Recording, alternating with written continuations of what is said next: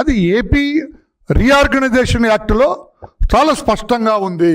There shall be a capital for the state అన్నారు. What does it mean?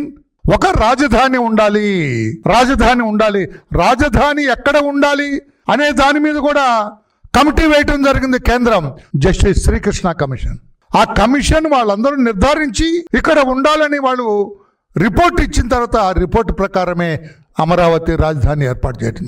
ఆ రోజు మీరు కూడా ఉన్నారు కదా జగన్మోహన్ రెడ్డి గారు, మీరు కూడా ఓకే అన్నారు కదా జగన్మోహన్ రెడ్డి గారు. 30,000 ఎకరాల పైన ఉండవలసిందే అన్నారుగా జగన్మోహన్ రెడ్డి గారు అమరావతి రాజధానికి. ఇప్పుడు ఎందుకు మాట మారుస్తున్నారు? మీ ఇష్టం వచ్చినట్టుగా ఎందుకు తప్పుడు మాటలు మాట్లాడుతున్నారు జగన్మోహన్ రెడ్డి గారు? మీకు ఎందుకు అమరావతి పేరు ఎందుకు నచ్చలేదు మీకు అంటున్నాను నేను. అమరావతి నచ్చలేదా? అమరావతిలో ఉన్న రైతులు నచ్చలేదా? ఎవరు నచ్చలేదు? అమరావతిలో ఏదైనా కులం నచ్చలేదా మీకు?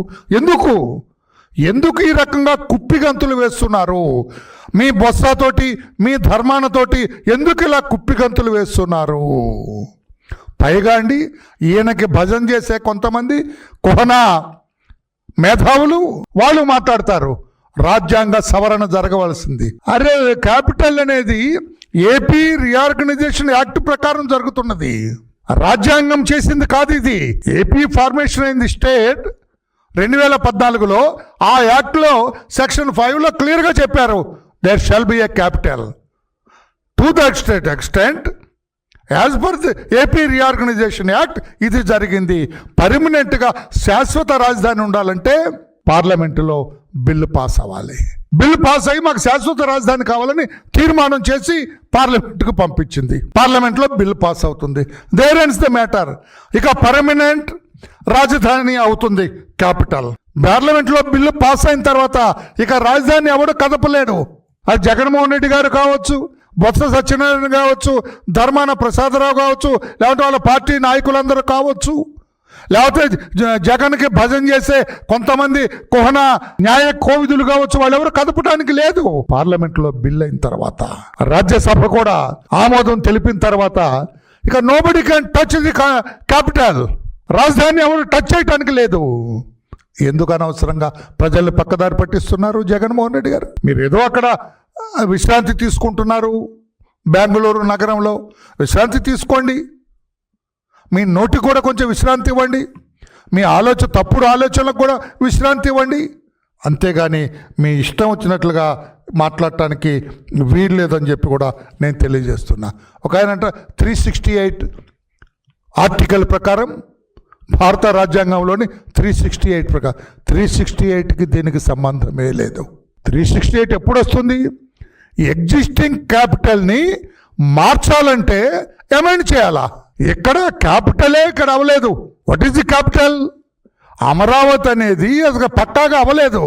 అందుకనే permanent capital as per AP reorganisation act ప్రకారం జరుగుతుంది. Article 368 doesn't apply here. మీకు మిడిమిడి జ్ఞానంతో రాష్ట్ర ప్రజల్ని ఎందుకు తప్పుదారి పట్టిస్తున్నారని అడుగుతున్నా. జగన్మోహన్ రెడ్డి ఎన్ని పొర్లు దండాలు పెట్టినా, తలక్రిందులుగా తపస్సు చేసిన బొత్స సత్యనారాయణ ఆయనకున్న నోరేసుకొని భయంకరంగా గట్టిగా మాట్లాడుతూ ఏదో దిక్కులు పిక్కటిల్లేలా మాట్లాడినా, ధర్మాన ప్రసాదరావు ముసిముసి నవ్వులు నవ్వుకుంటూ ఎంత మాట్లాడినా రాజధాని అమరావతిని ఆపలేరు.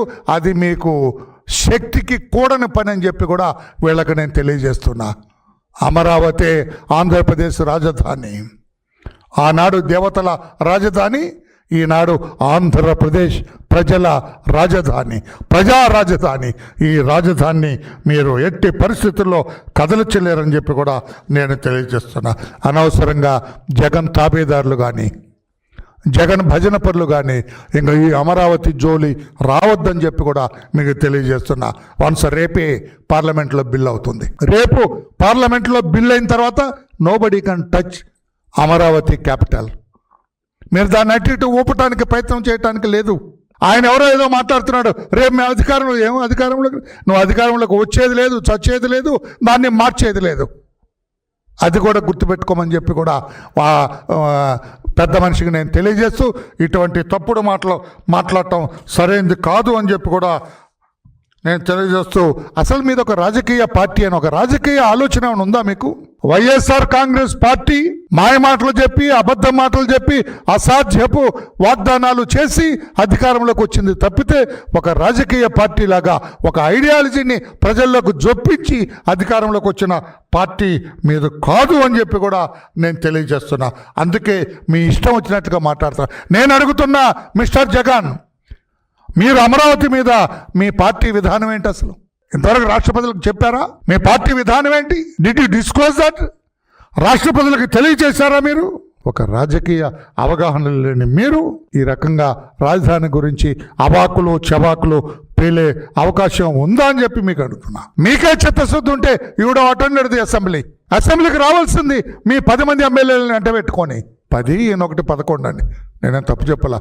10 మంది ఎమ్మెల్యేలను వెంట పెట్టుకొని అంటే 11 అవుతారు. మీరు వచ్చి చెప్పాల్సింది మీ విధానం. అక్కడేం అసెంబ్లీలో అడుగు పెట్టాలంటే భయం, వణుకు, బయట మాత్రం మీ తాబేదారులతో మాట్లాడిస్తారు. సరైంది కాదు జగన్మోహన్ రెడ్డి గారు అని చెప్పి కూడా తెలియజేస్తూ రాష్ట్ర ప్రజలందరికీ నేను తెలియజేస్తున్నా, ఒక్కరోజు ఓపిక పట్టండి. రేపు పార్లమెంటులో అమరావతి రాజధాని మనది, ఆంధ్రప్రదేశ్ రాష్ట్ర ప్రజలది, అది రాజధాని అనేది వస్తుంది.